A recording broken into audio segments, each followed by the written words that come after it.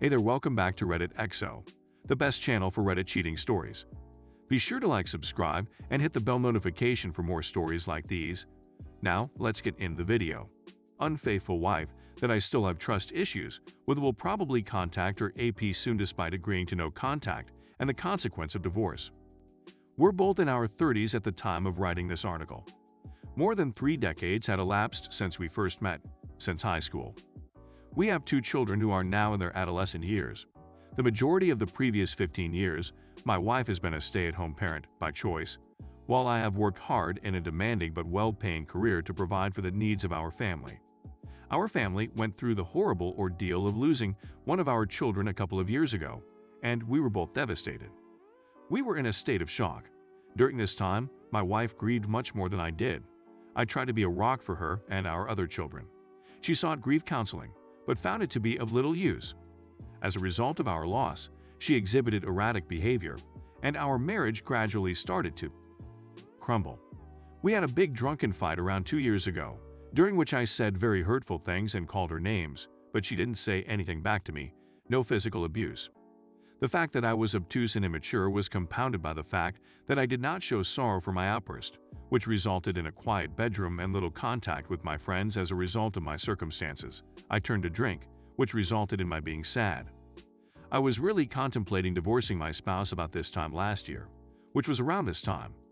I really want things to improve between us, but I've come to realize that in order for that to happen, we both have to change. I proposed that we seek marital counseling as a final resort as a last-ditch effort.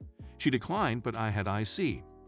Because of the abundance of physical activities I participated in, I was able to quit drinking, lose weight, and get into the greatest physical form of my life.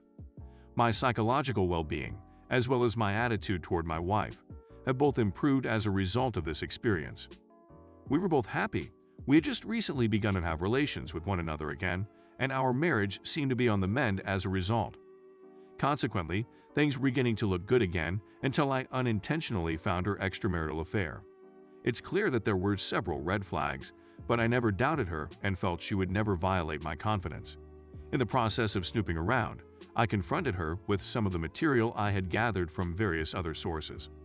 For the most part, I was informed that there had been no affair, and I was only given parts of information. For example, she claimed to me that she had only kissed her AP a few times, but her story was full of falsehoods. Her astonishment was completely taken by surprise as a result of our encounter and my following queries. My evidence of their progressing beyond kissing was ready and waiting for her when she acknowledged to having unprotected contact with the AP on numerous occasions the following day. It was all over now, however, since he had put a stop to it. In the next year, after our epic drunken fight the year before, we started having encounters with one another. In one of her most famous quotes, she said, "I still love you, but I wasn't in love with you," which became well known. She recently informed me that, as a consequence of our disagreements, she has come to feel that I no longer love her as a result of our relationship. Despite our issues, however, this was not the case. I still valued her, as she would have discovered if we had spoken and she had inquired. As soon as my wife admitted her guilt, I took her phone away from her. Her email and social media app credentials were supplied to me by her, along with her username and password. However, even though there were definitely gaps in conversations that were erased shortly before her revelation of the physical affair, I had a very decent understanding of the general story by this point. After my wife's phone died, I messaged the AP to obtain his version of the story and to warn him that he would be in danger if he continued to meet with my wife the following day. The next day, I got an answer. It was virtually similar to his recall of the events that my wife had. As a result, he had terminated the physical affair due to the grief it would bring to both families, and since he chose a life with his BS over a life with he had decided to terminate the physical affair. He told me that my wife was a great person and that she had fallen in love with him, and it was at that point that he decided to call it quits since things had become too serious for him. The man expressed his sorry to me in person and promised to inform his wife about what had happened as a consequence of his decisions. In the end, I told him that it was his choice since I didn't want anybody else to have to go through what I had gone through. He agreed. I told him that if he ever came across my wife again, I would alert her right away and have him arrested. In spite of the fact that my primary goal was to put keylogger software on my wife's phone, I did not instruct him to discontinue contact with her. It's important to remember that we were in the midst of an emergency lockdown at the time, which meant that they couldn't see or contact with one another. They would talk to one another for many weeks to come. They were best friends. Her AP was notified by my wife, who informed them that I was aware of their presence.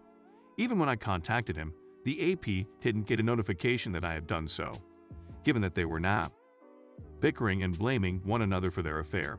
It was amusing to see it all unfold on the TV.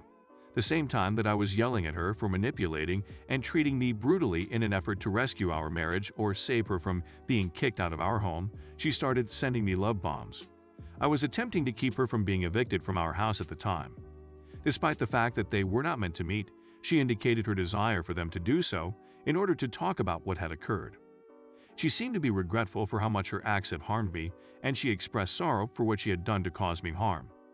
She confessed to me that she had been too preoccupied with her own needs. In response to my inquiry as to whether she had ever cheated on me before, she answered with a little twist, stating that it was her first and only relationship. I am now suspicious she had a one-night stand with a former boyfriend many years ago, but I have no proof. It was she who said that I had recovered her love as a consequence of my good development. Because actions speak louder than words, it is important to remember that you should never trust anything a cheat says. At this time, she was still sending him messages, but they were benign conversations about things they had in common, which was how they initially met and became friends in the first place. To better understand my alternatives and how things might play out in the event of a divorce, I met with an attorney to go through them. When I overheard part of the talk, it seemed to startle my wife out of her hypnotic trance. I received a final message from my wife, in which she informed the AP that she would no longer be speaking with him and that he was not to contact her again in the future. Immediately after the cessation of communication between them, I set certain limitations on her and warned her of the repercussions if she violated the conditions of the restrictions. In accordance with one of the restrictions, I was not permitted to communicate with or see the AP again, and she was required to notify me immediately if he attempted to contact her. My wife was advised that if she did not adhere to the rules, I would divorce her. This was something on which both she and I agreed unanimously. His advice was that she needed to concentrate on herself and determine why she had behaved in such a reckless manner as she had. Despite stating that she intended to go, and claiming to be under obligation, the lady only went twice before claiming that she had already comprehended the reasons for her affair and did not need any more counseling services. A dozen trips later, I was finally able to see the same therapist, and despite the fact that client confidentiality had been broken, my therapist told me that my wife had shown regret. In this case, it happened a couple of months ago. Compared to previous relationships, my wife and I are getting along better than we have ever done. Despite my admiration for her, I have not forgiven her for what transpired. The two of them have not spoken with each other, but I have reason to believe this will change in the near future. The following questions come to mind after taking into consideration all of the material. What I'm wondering is if there is anybody out there who feels my wife has a chance to rehabilitate herself and be devoted to me, or whether I should simply go away and hide. Should I file for divorce on the basis that she has violated the no-contact rule if she contacts the AP again, as I think she would, even if it is to discuss anything small, on the grounds that she has broken the no-contact agreement? If divorce is out of the question, there are other solutions available. Anything further that she or I can do in order for us to have an enjoyable get-together would be really appreciated.